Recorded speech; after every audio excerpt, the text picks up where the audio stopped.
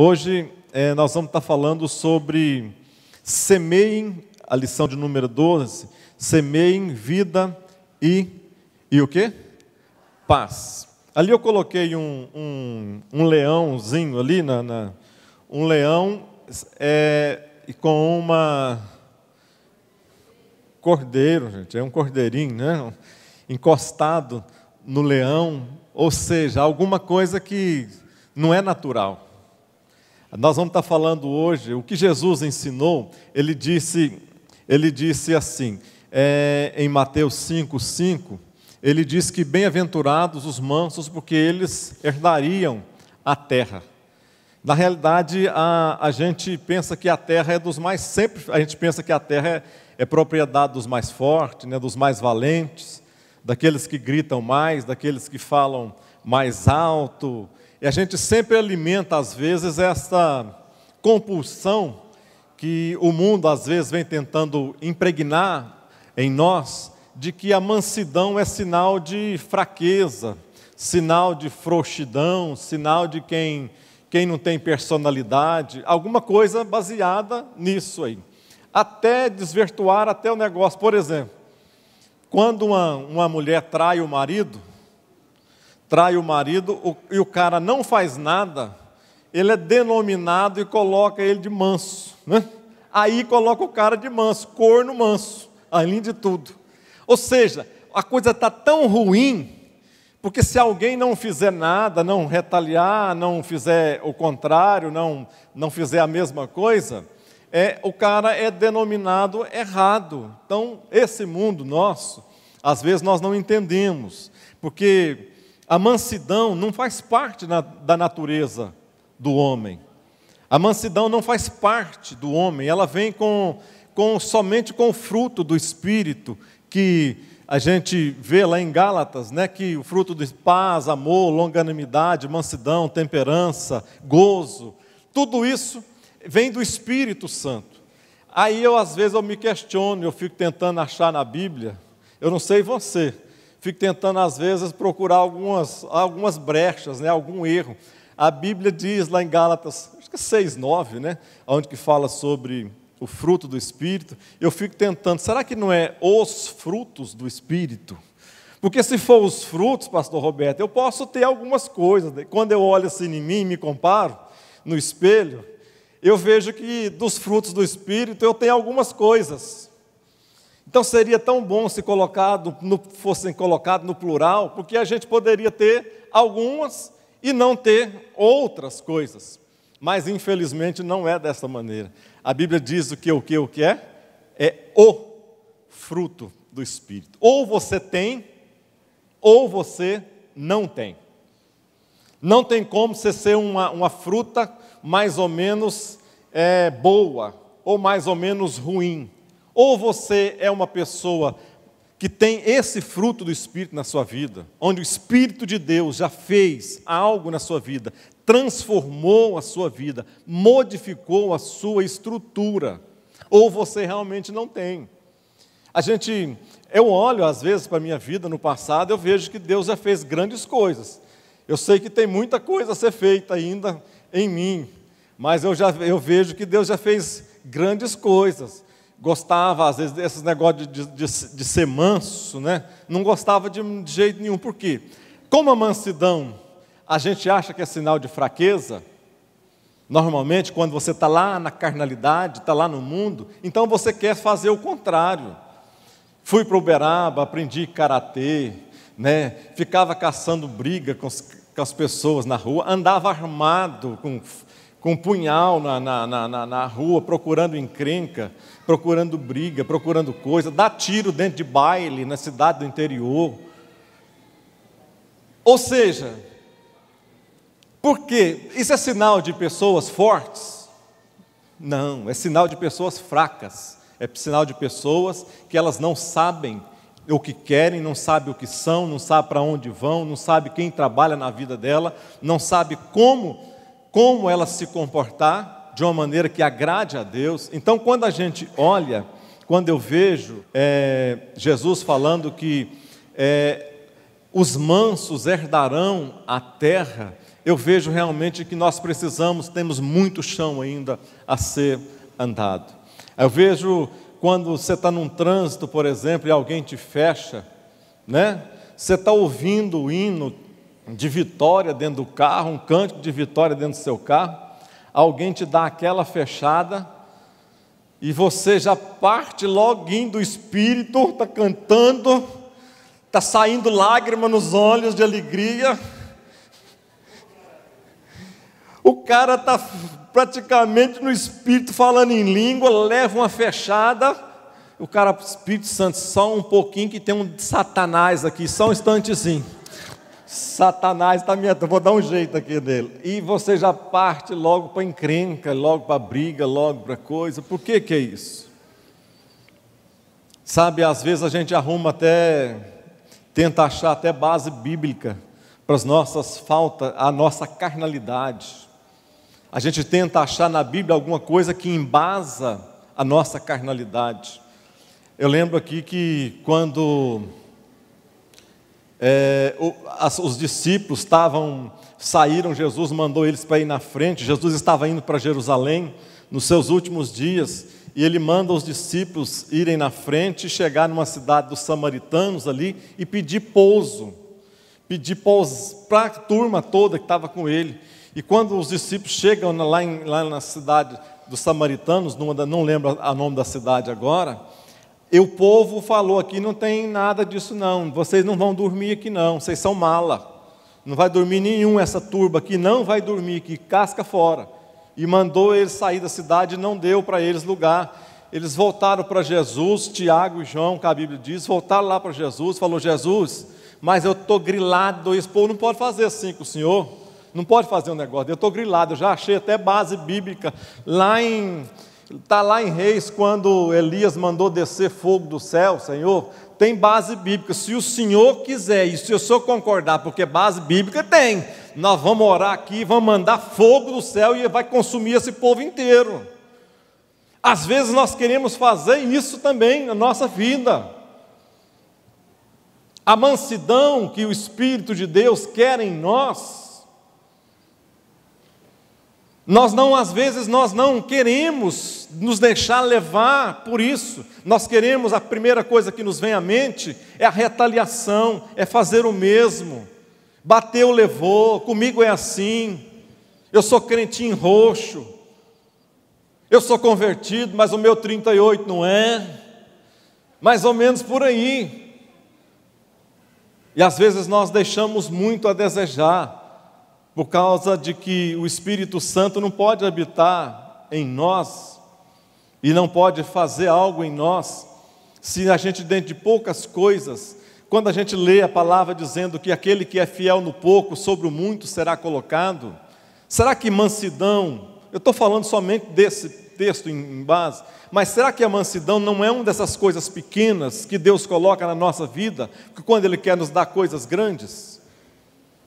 Será que a mansidão não é uma dessas pequenas coisas das quais nós temos que vencer, para que Deus possa nos colocar em coisas maiores que Ele tem preparado para nós? Pensa na sua vida, pensa no seu jeito, na sua maneira de se conduzir, pensa de quando você estava lá no mundo, agora pensa no que você se transformou hoje, como você está. Será que o Espírito de Deus fez uma obra na sua vida? Você deixou o Espírito Santo fazer uma obra na sua vida, falando sobre mansidão? Será que você é uma pessoa mansa?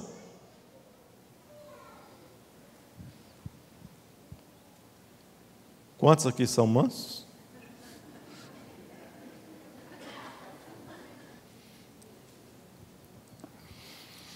A semeadura, são as 4, o escritor colocou, ele fala de 4 estações fundamentais da semeadura. Primeiro que ele colocou, eu tirei da revista ali, ele colocou que, primeiro, não existimos apenas por existir, nós somos sementes. Vamos dizer isso, todo mundo juntos, vamos lá? Não existimos apenas por existir, nós somos sementes.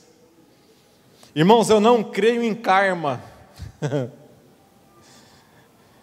Eu não creio que nós estamos aqui e vamos passar, nós estamos predestinados a passar por determinadas coisas. Eu não creio desta maneira.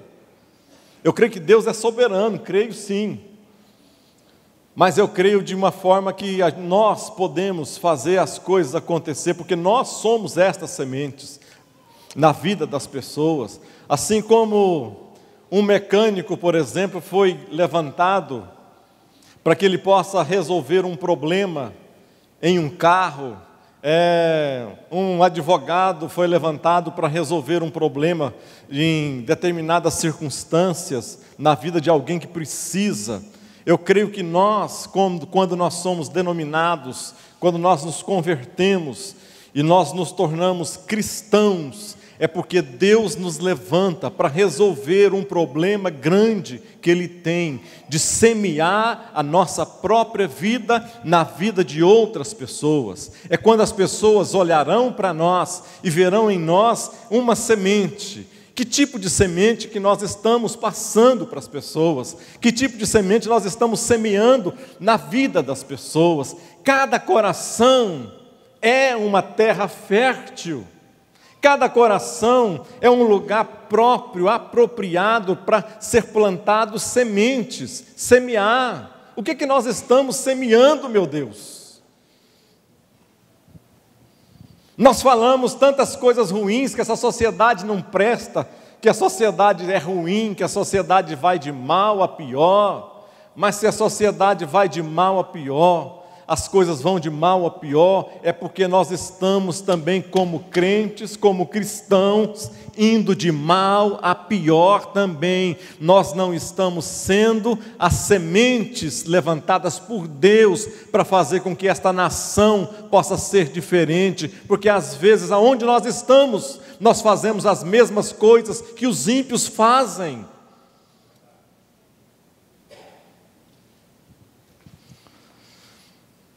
Gálatas 6:6, Gálatas 6:7, Gálatas 6:6 diz assim: e o que é instruído na palavra, reparta de todos os seus bens com aquele que o instruiu.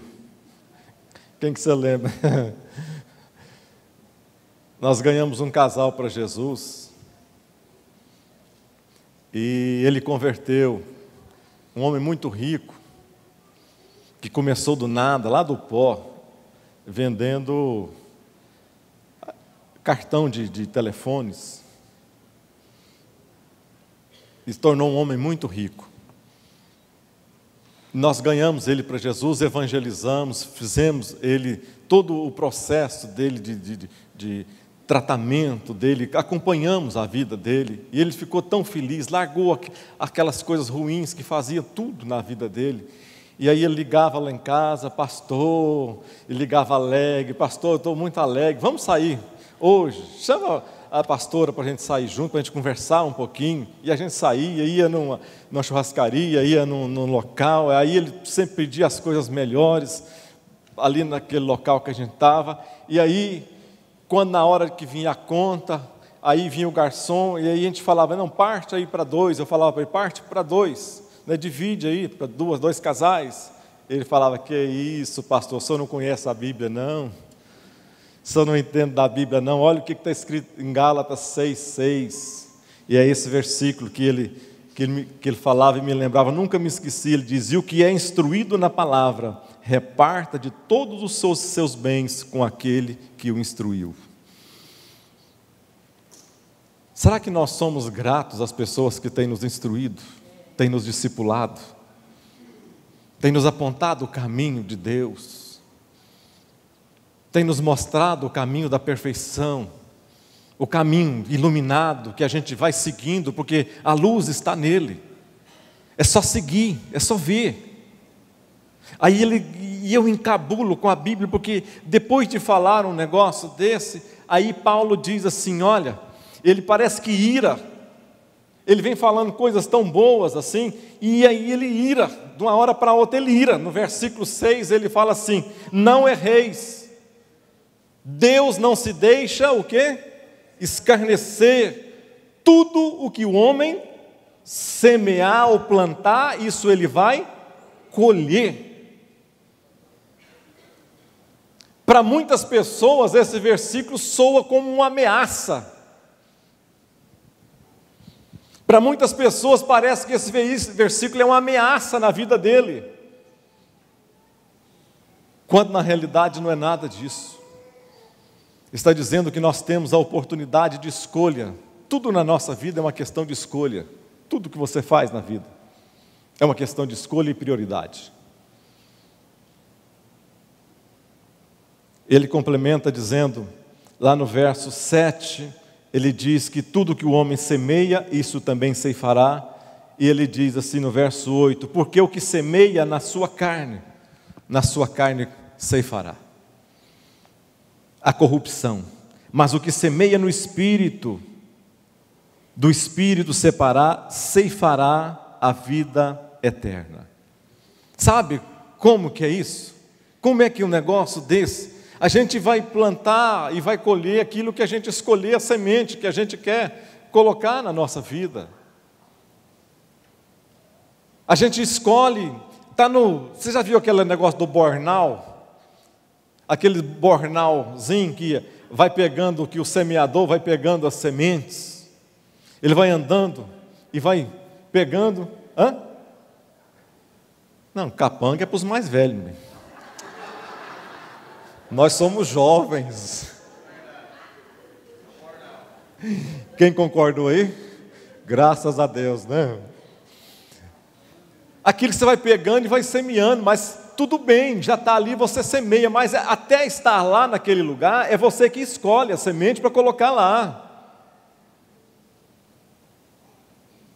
Tem coisas que eu vejo hoje fazendo, eu penso assim, meu Deus, eu estou semeando coisas ruins. Aí eu penso comigo e com meus botões, eu mesmo, sozinho. Será que daqui a 10 anos, 15 anos, se eu estiver vivo, 20 anos, com essa minha atitude, o que eu vou estar colhendo? Quais as coisas que eu posso estar colhendo daqui a esse tempo? A gente pensa que a semeadura é assim tão rápida, e a semeadura não é rápida. A semeadura demora. Às vezes a semeadura não é na sua vida, às vezes é na vida dos seus filhos, às vezes é na vida dos seus netos. Às vezes a semeadura, você planta uma semente. Eu planto uma semente de milho, por exemplo, vem 200, 250 caroços. Eu planto uma semente de soja, vem em cada vagem 2, 3 sojas, grãos de soja, em cada pé 80 vagens, 100 e poucas vagens quando dá bem. Ou seja, eu planto uma coisa e colho muitas coisas. Mas isso para nós não pode soar como uma ameaça, pode soar que nós podemos fazer coisas boas e nós vamos colher coisas muito melhores na nossa vida. Lucas diz, dai e ser-vos-á dado, boa medida, recalcada, transbordante. Ou seja, nós podemos fazer com que as medidas com que nós formos fazer e medirmos, vai ser devolvida para nós em muito maior quantidade. Quantos creem dessa maneira? Diga amém, eu quero na minha vida. Vamos mais para frente, senão a gente não sai.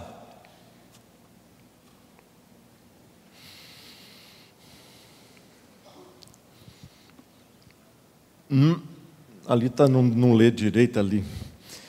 Nossas palavras são sementes. Quer conhecer uma pessoa? Escute o que ela tem a dizer, pois as palavras revelam o que abrigamos na mente e no coração. Jesus, ele era encabulado com algumas coisas. Ele olhava para os fariseus e ele entendia e sabia que os fariseus não prestavam.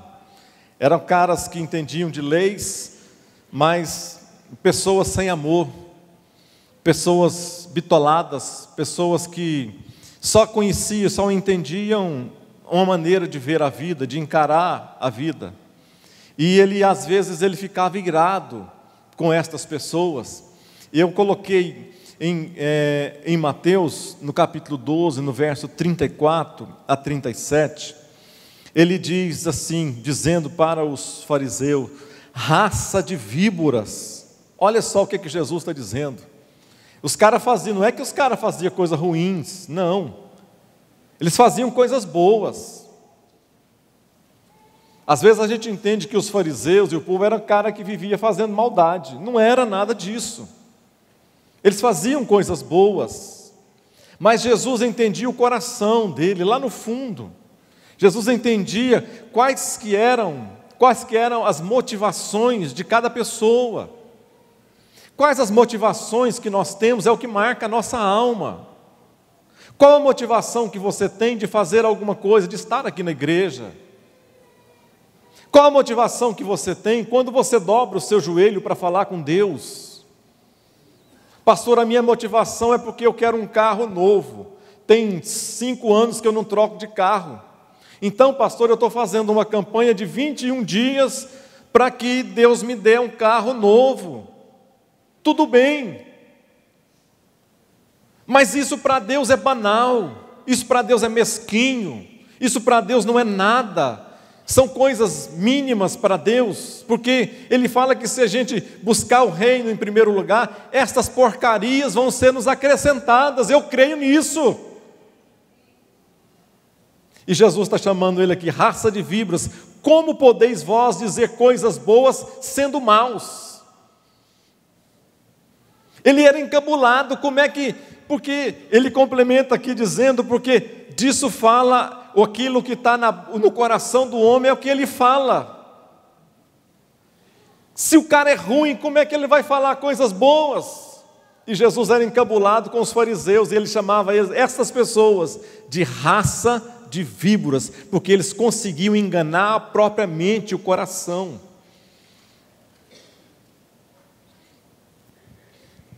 Quando eu coloco a minha mão, aquilo que está, como é que é? Como que diz o versículo? Vou complementar aqui esse versículo, dizendo: pois do que há em abundância no coração, disso fala a boca. O homem bom tira boas coisas do bom tesouro do seu coração, e o homem mau, do mau tesouro, tira coisas más. Quando você se vê colocando a mão dentro do seu coração, e você não consegue enxergar lá dentro, mas você colocando a mão dentro do seu coração, e você vai pegar algumas coisas que você vê lá dentro. O que tem lá dentro do seu coração? E você traz, às vezes, sem mesmo ver, você olha coisas más. Coloca a mão de novo, vasculha lá um pouquinho, você não está vendo, tira coisas más. É o que Jesus está dizendo.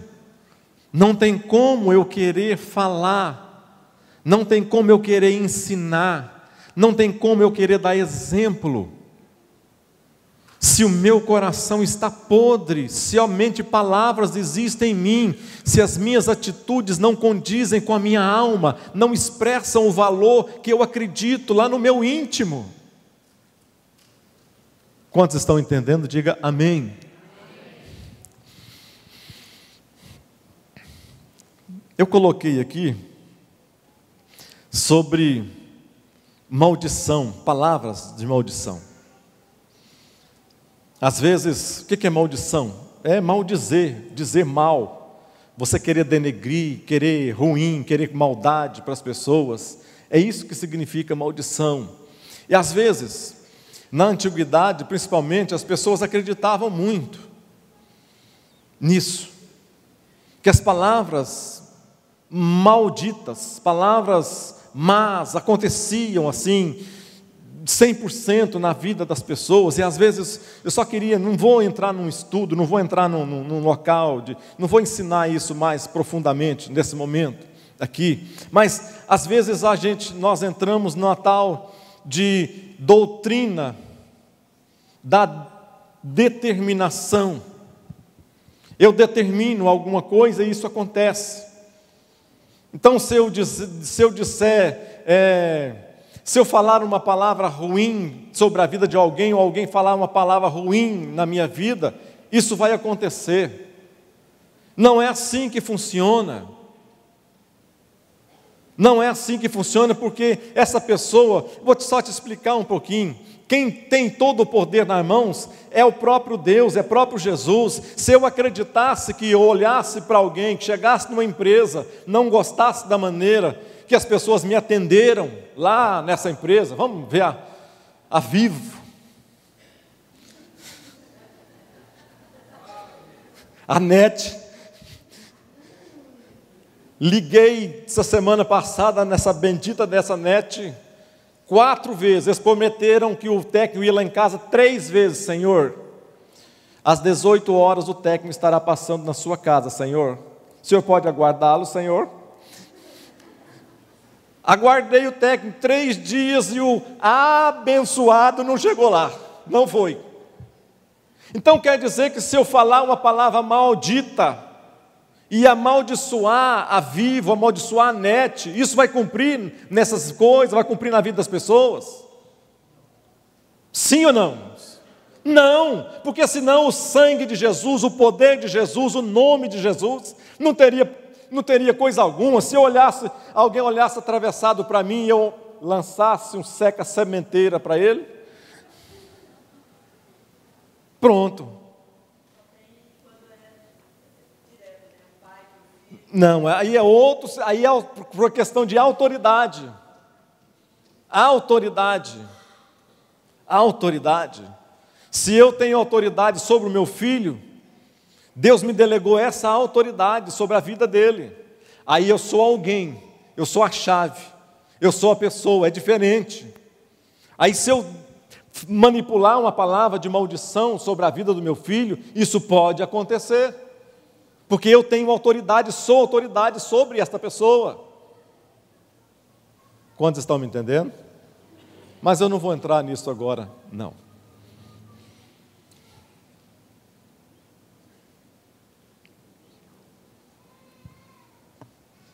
Próximo slide é o não ter medo de encarar os conflitos. Relacionamentos felizes e duradouros não se constroem a partir da ausência de confrontos, olha só, mas sim a partir da definição de um modelo de resolução de conflitos. Eu coloquei um casal de velhinhos ali, né, de senhores ali, já há muitos anos de casado, quem sabe uns 55 anos de casado, 60 anos de casado, talvez, aquele casal ali. E eu vou ler de novo isso aqui: relacionamentos felizes e duradouros não se constroem a partir da ausência de confrontos, mas sim a partir da definição de um modelo de resolução de conflito. Sabe qual que é a melhor maneira de você nunca esquecer o aniversário da sua esposa? É você esquecer dele uma vez. Esquece o aniversário da sua esposa uma única vez. Você nunca mais vai esquecer o aniversário dela. Nunca mais.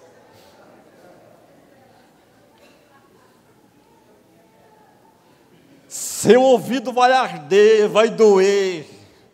Você vai receber bilhete, WhatsApp, vai estar tranquilo no seu lugar de trabalho, vai receber o WhatsApp, você continua o mesmo.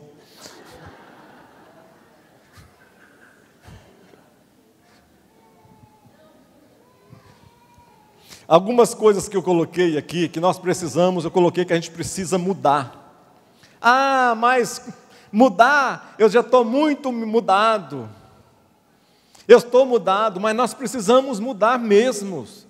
Já imaginou a mesma pessoa ficar 10, 20, 30 anos de casado junto e continuar a mesma pessoa? Agora o problema é nós mudarmos para que jeito? Para melhor ou para pior? Nós estamos mudando para melhor ou para pior? Porque mudar nós precisamos de mudar. A Marisete me conhece há 37 anos. 37 anos. Mudei alguma coisa? Bem?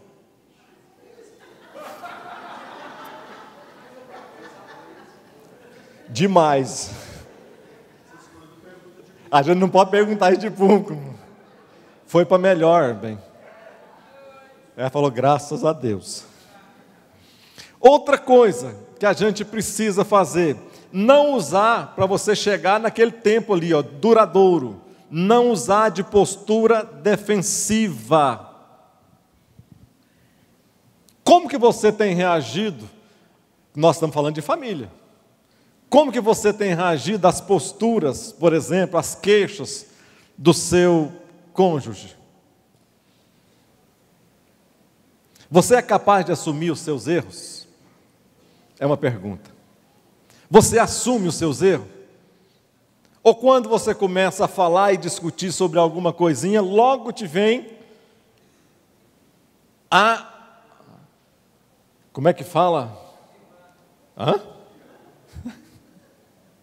Logo vem a arma na sua mão, para você, porque é mais fácil você contra-atacar, né? Do que você reconhecer. Às vezes é. Mas uma coisa que eu tenho aprendido, você vai esfolando o tempo vai te fazendo esfolar, vai lixando, como diz o pastor, esqueci o nome do pastor, ele falava que Deus coloca algumas pessoas do nosso lado que são lixas abençoadas. Hã? A Tereza, a Cássia, né? A gente, às vezes, quando um companheiro quer queixar alguma coisa séria para você, e queixar principalmente de você, você tem coragem para ouvir, sentar e ouvir? Um dos piores desgastes que tem no casamento é você não se reconhecer falível. Deixa para lá. Isso, falibilidade. É você não se reconhecer como alguém que erra. Achar que você é alguém intocável. Alguém que não pode errar. A melhor coisa, e a melhor coisa aqui de demonstração, principalmente para os filhos de um casal, e que dá segurança para o casal, dá segurança para os filhos, é os filhos verem os seus pais, às vezes discute, os filhos estão de olho, não estão vendo lá, mas estão escutando às vezes a discussão, mas a melhor coisa que traz segurança, traz paz a um lar, é um filho, uma filha, ver o pai ou a mãe num gesto de humildade. Aí isso pode ser, deve ser feito na frente deles, principalmente. Chegar e pedir, olha, eu fiz alguma coisa errada contra você. Eu gostaria que você me perdoasse por isso, por isso, por isso. Isso é se reconhecer que nós somos falhos, mas que nós queremos acertar e que nós juntos, nós vamos continuar unidos e nós vamos caminhar nesta união, fazendo com que o nosso aprendizado vai servir também de semente para a minha família, para os meus filhos, para os meus netos e para a minha própria vida. Porque eu quero chegar nos 50, eu quero chegar nos 60, eu não sei. Eu quero chegar casado com a minha esposa, com a mesma mulher que Deus me deu, há 30 e tantos anos atrás. Eu quero olhar para ela ainda, mesmo cheia de ruguinha, cheia de todas as coisas, uma gordurinha mais localizada aqui, outra mais sem localização ali.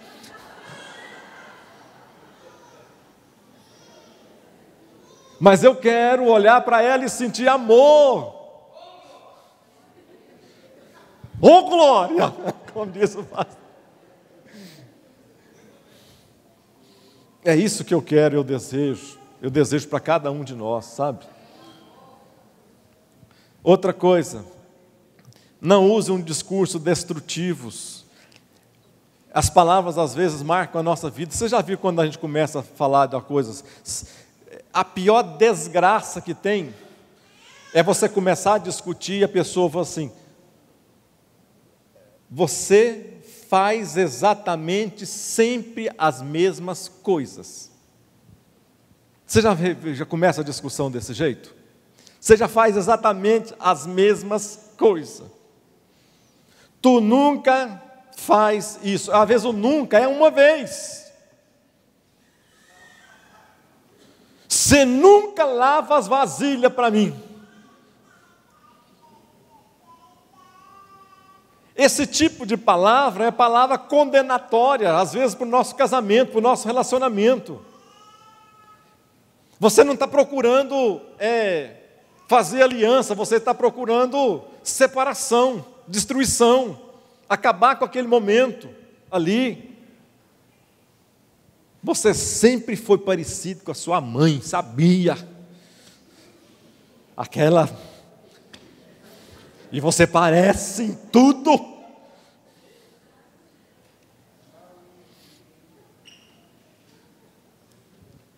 Outra coisa, aprenda a ceder.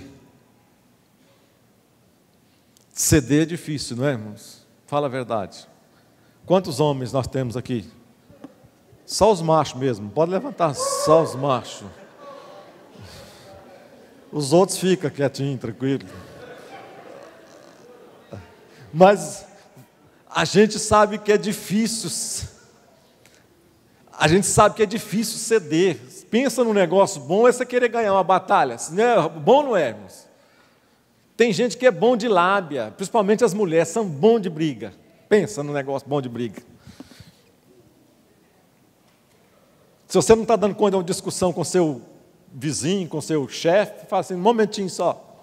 Vai lá, chama a sua mulher. Conversa com ele, né? Fala com ele o que você falou para mim. Fala para ele o que você falou para mim lá em casa. Pode falar.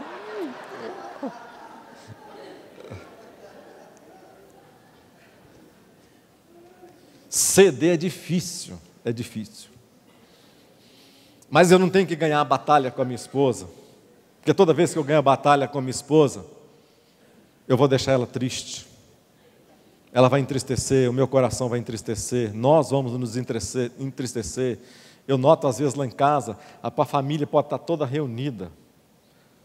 Quando começa, eu fico emburrado às vezes de um jeito, aí a Marisete me olha atravessado de outro, e a gente já começa a olhar faiscado um para o outro.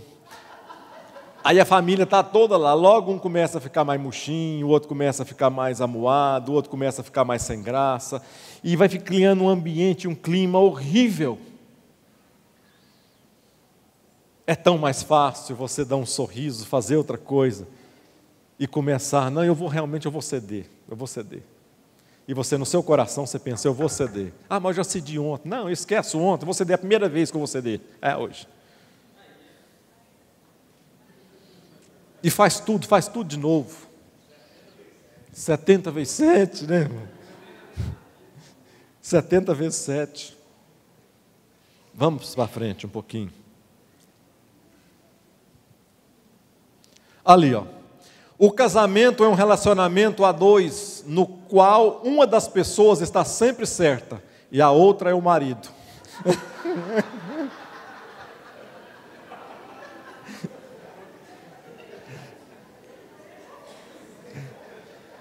Profundo, né? Fala a verdade, pastor Roberto. Profundo, né?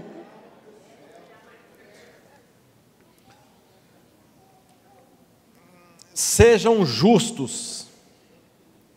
Aqui está colocado aqui, sejam justos. Eu coloquei como, o que é justo? É um adjetivo, significa íntegro, que julga, isso é do dicionário, que julga, se comporta de modo imparcial, aquilo que é conforme o direito e a justiça, o que é exato, é preciso, que se assenta bem, é bem ajustado. Esse bem ajustado aqui lembra que as calças, irmão, tem uns... Imagina que as calças que a pessoa veste a vácuo. De vez em quando tem uns irmãos, irmãs que aparecem aqui assim, que vestem umas calças, parece que foi a vácuo. Aquilo se chama justo. Também é justo, bem ajustado. Entendeu? Mas, apertado, cingido, aquilo que foi combinado, na religião é o que respeita às leis morais ou religiosas. Tem um escritor chamado Victor Hugo, que ele diz o seguinte: ser bom é fácil, difícil é ser justo. Não é verdade? Pensa bem. Eu posso ter atos de bondade, fazer um ato de bondade porque eu penso no meu karma, sei lá, que eu vou pagar se eu não fizer, eu vou dar banho num leproso, porque se eu fizer isso eu vou estar melhorando a minha vida, fazendo a próxima encarnação. As pessoas pensam dessa maneira, algumas pessoas pensam, tudo bem, eu respeito. Mas eu posso ser bom, fazer atos de bondades, mas ao mesmo tempo eu posso ser a pessoa mais injusta do mundo. Eu posso ser aquela pessoa que agrado todo mundo, sendo bom lá no meu escritório, lá no meu trabalho, lá na minha empresa, no lugar onde eu tenho amizades. Eu posso ser a pessoa mais engraçada, a melhor pessoa do mundo, a pessoa mais amiga, a pessoa assim que faz todo mundo se sentir bem dela, e lá dentro da minha casa, lá dentro do meu seio, ser a pessoa mais injusta, ter atos de injustiça, as piores coisas pode acontecer dentro da minha casa e do meu lar. E aqui manda a gente ser justo. Eu não vou parar aqui não, eu vou para frente um pouquinho. Resolvam, o que está ali? Resolvam um assunto de cada vez. Quantas vezes um casal brigado lá, olha lá, como é que é mais ou menos o negócio. Quantas vezes um casal começa a discutir a respeito de uma questão séria e de repente muda para outra que não tem nada a ver com o tema, o quê? Inicial. Você começa falando sobre a criação de filhos que precisa melhorar, aí a outra pessoa não se assume, não entra no assunto, ou não dá seguimento no assunto. Você fala, mas precisa realmente nossos filhos, nós não estamos fazendo uma criação boa nos filhos, nossos filhos, parece que precisamos fazer alguma coisa para melhorar isso, a outra pessoa, mas também você só vive fazendo compra, quando não está fazendo compra é no WhatsApp, quando não está no WhatsApp é batendo papo. Ou seja, você vai mudando e ali vira o quê? Já muda dali, já sai de uma discussão de filhos e já vai entrar numa discussão que não tem nada a ver. E já começa uma discussão que fica interminável, vai lá para longe, que não tem nada a ver. Começa a falar da vida financeira, estamos passando a nossa vida não está legal, precisamos cortar algumas coisas, cortar alguns gastos aqui em casa. Manda a sua mãe embora, larga, só tira ela dali, porque fala no telefone o dia inteiro, come igual uma condenada, fala no telefone o tempo inteiro, nós vamos economizar bastante. Mudou a questão inteirinha daqui para uma questão familiar, para uma outra questão que não tem nada a ver uma coisa com a outra.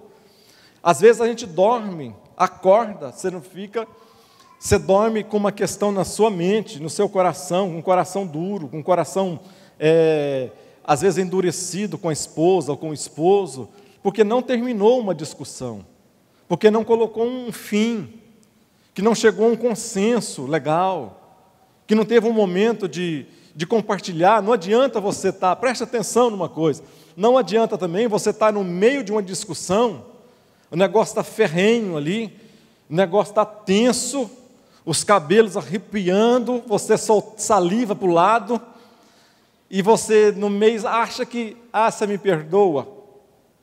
Não adianta você perder um cartucho naquele momento. Se você pedir perdão fora da hora também, você está perdendo um tempo precioso. Deixou de fazer algo que tinha uma intenção maravilhosa, linda, mas exatamente na hora errada. A Bíblia diz que não se deixe pôr o sol sobre a vossa ira. Eu sei. Eu, mas a Marisete, nós tivemos quanta discussão na vida? Quantas que eu falou? 70 vezes 7 ao dia, né? Mas nós nunca deixamos de deitar sem falar um com o outro. Nunca. Nunca deitamos 0 a 0, esse negócio assim, nunca. Sempre a gente procura resolver as questões, sempre procura falar, olhar, conversar. Às vezes você não precisa nem falar. Às vezes o próprio olhar que busca, que vasculha, que vai, que se encontra, já são palavras ternas, já são palavras cheias de amor. depois daquilo ali pode vir o perdão, pode vir a reconciliação, pode vir o pedido formal de perdão, porque a Bíblia diz que a gente não pode dormir dessa maneira, porque senão seu coração vai ficar maquinando a noite inteira, e isso só vai piorar, só tende a piorar. Uma coisa que era pequena pode se transformar numa coisa grandiosa, porque você vai buscando coisa lá do passado, e vai, como uma bola de neve, vai aumentando.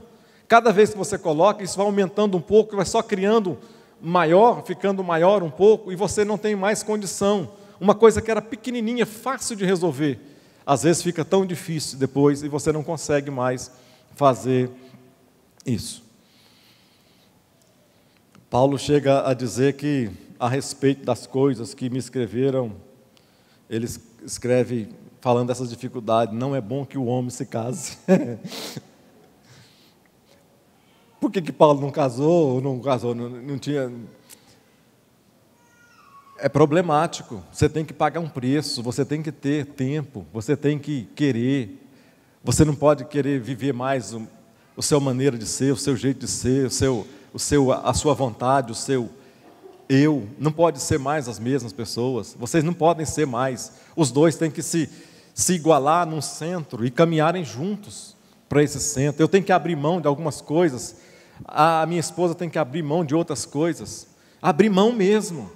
Você tem razão, mas você quer ter razão ou você quer ter um relacionamento bom? Tem gente que insiste em ter razão, mas mesmo depois da discussão terminada, 3 dias depois, volta qualquer coisa, ele lembra que ele tem razão e volta tudo de novo, começa tudo de novo. Você quer ter razão ou você quer ter reconciliação? Qual que é melhor, ter razão ou reconciliar? Reconciliar.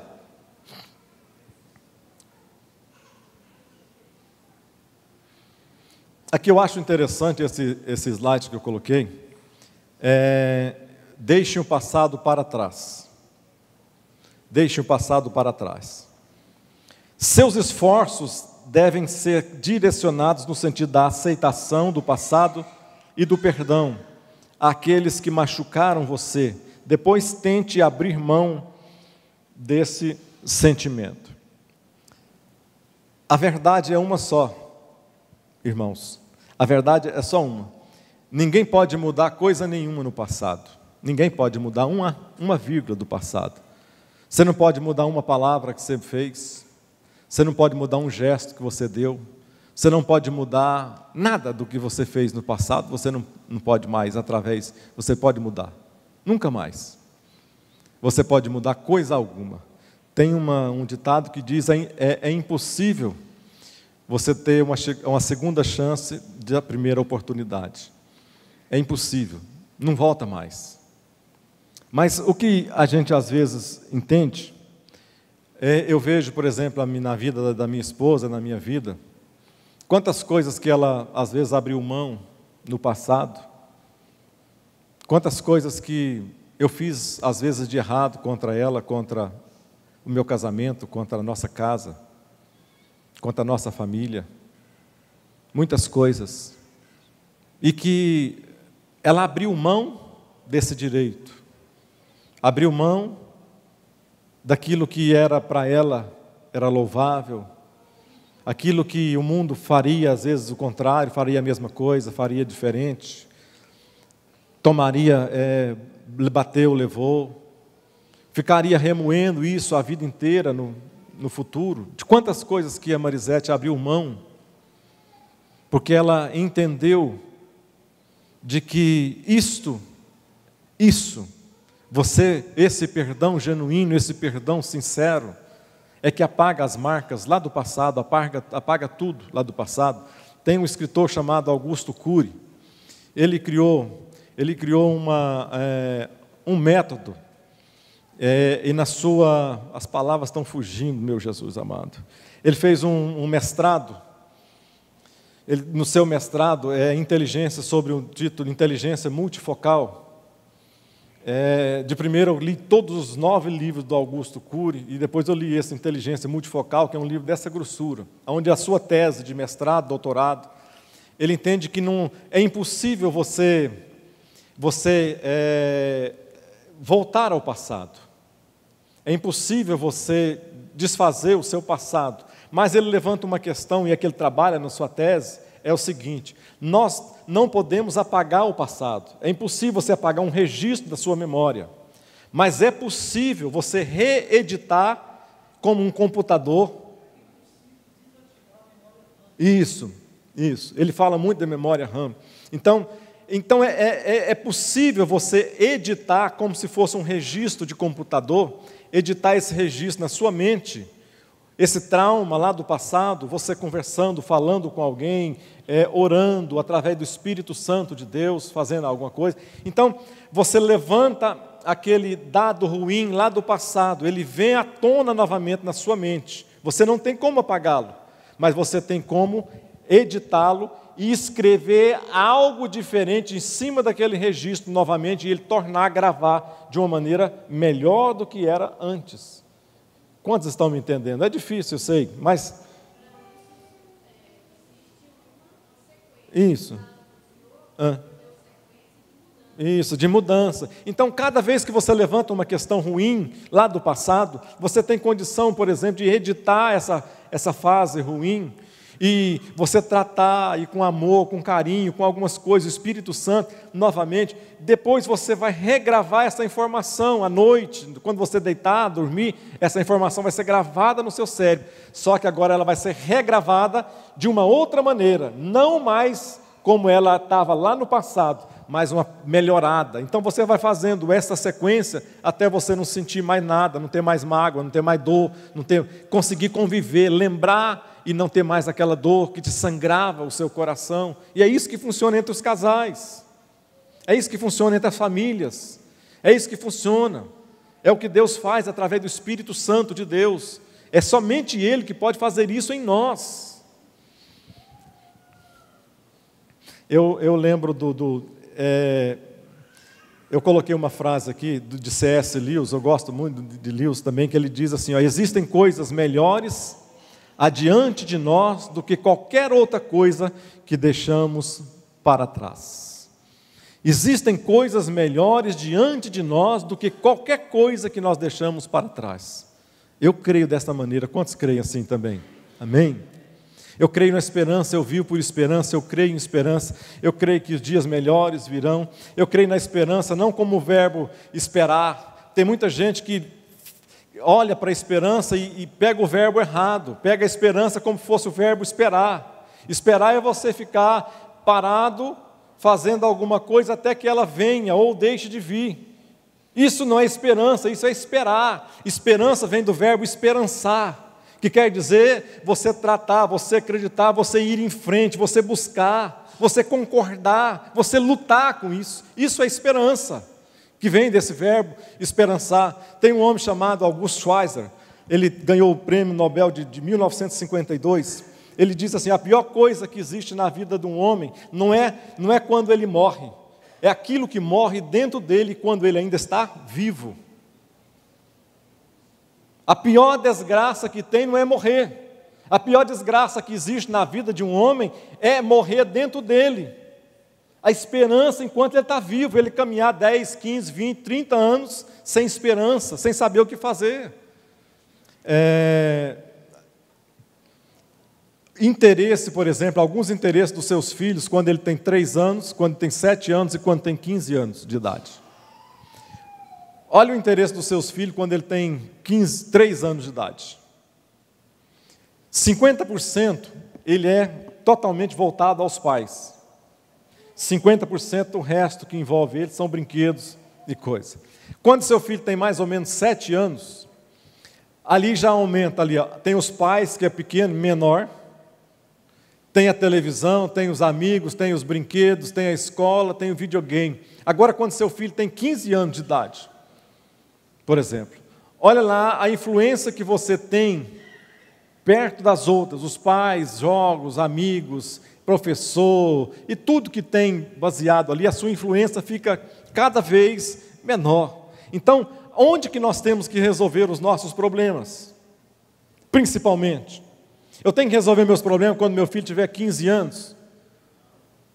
Ontem estava brincando com meu filho lá, porque o meu neto, o pequenininho, o Ítalo está com 4, 5 meses, e o bichinho é bravo, pensa no menino bravo, chora a noite direta, acorda a noite toda, quando está acordado está chorando, e quando está segurando, às vezes está dando uma birra. Eu falei, meu filho, quando ele tiver 15 anos, você vai ensinar a falar, meu filho, vou esperar você entrar, vou te dar uma varada quando você tiver com 15 anos. Mas o que eu estava querendo dizer? É que a gente precisa ensinar. É verdade que com 4, 5 meses a criança não vai entender nada agora. Atende algumas coisas básicas, entende. Mas você tem que começar a ensinar quando? Quando ele for pequeno. Quando ele estiver sob o domínio, sob a tutela. Quando você tiver condições ainda de influenciar ele totalmente na sua vida. Quando a sua vida falar mais alto do que os amigos, do que os professores, do que a escola, do que onde ele está, o ambiente onde que ele vive, fala mais alto do que você. Quantos estão entendendo? Diga amém. Graças a Deus por isso. E terminou aqui. Eu coloquei isso aqui só para a discussão não envolva em conflito com outras pessoas. Olha o que está escrito ali, ó. Se você, a mulher falando, se você fosse meu marido, eu envenenaria o seu café. E o cara respondendo, se eu fosse seu marido, querida, eu beberia, certamente, né?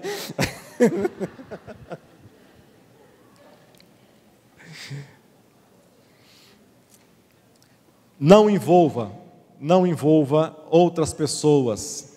O que isso significa?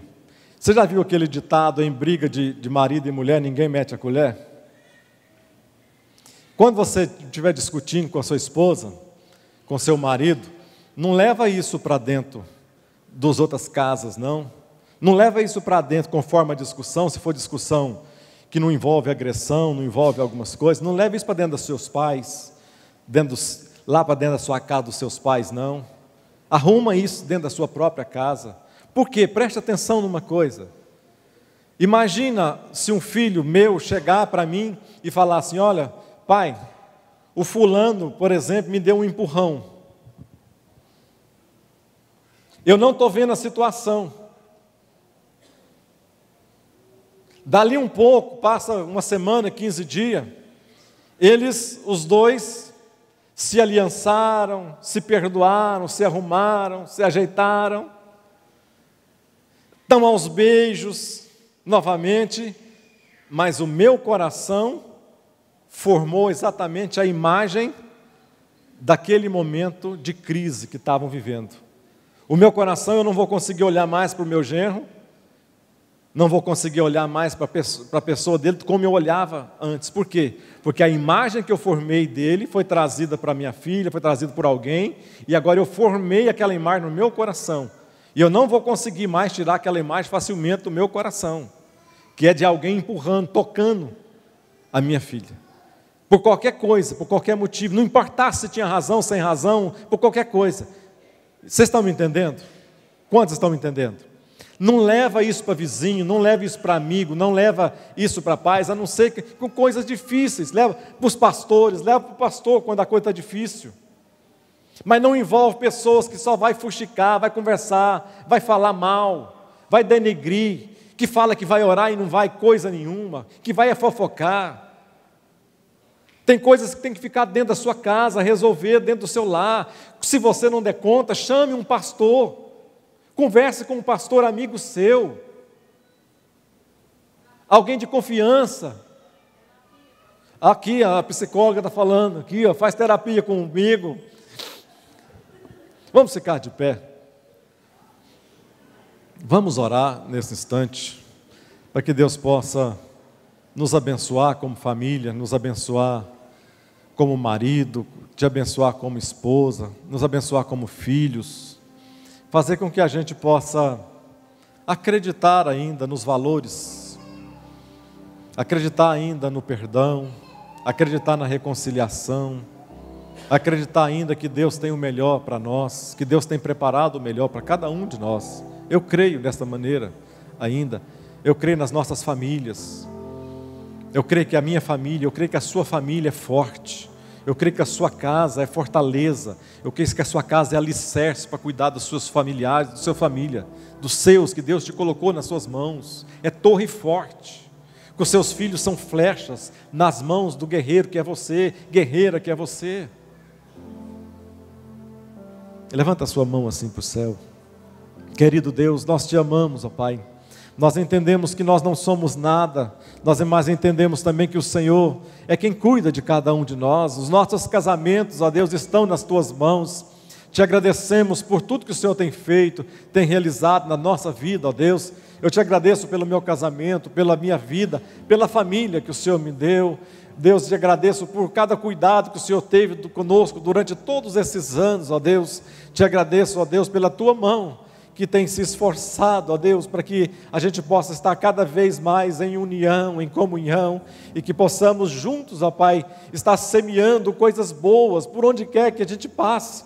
Deus, que cada um dos seus filhos aqui nesta manhã, Deus possa colocar a mão no seu bornal e que possa tirar as sementes, ó Deus, sementes tremendas, sementes frutíferas, sementes abençoadas, sementes que frutificarão a 100, a 200 por um, ó Deus, e que eles possam ver a prosperidade, Senhor, crescendo diante dos seus olhos, prosperidade em todas as áreas das suas vidas, ó Deus, que eles possam ver os filhos dos seus filhos, que possam ver as suas gerações próximas, ó Deus, e que possam ter alegria nisso, sabendo que lá atrás plantaram frutos, ó Deus, maravilhosos, que deram esses frutos, fizeram grandes para a sociedade, para as pessoas e para as suas próprias famílias, ó Deus. Nós nos alegramos porque o Senhor tem nos ajudado. Abençoa cada lar aqui representado nesta manhã, é o que nós te pedimos, ó Pai, em nome de Jesus Cristo.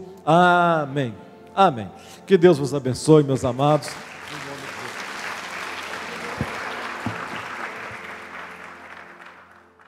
Uma igreja alegre, participativa. Todos os domingos, às 9 horas, um delicioso café da manhã e uma escola bíblica abençoada. Às 18 horas, culto da família. Segunda, às 14 horas, Manancial Feminino. Terça-feira, às 20 horas, Homem de Verdade e Mulher Ideal. Quarta-feira, às 19h40, Culto de Ensino, além de uma programação semanal para todas as idades. O nosso sonho é expandir o reino de Deus e chegar a todas as nações do planeta Terra. E eu quero convidar você a fazer parte desse grande projeto que com certeza Deus vai te abençoar. Catedral da Família.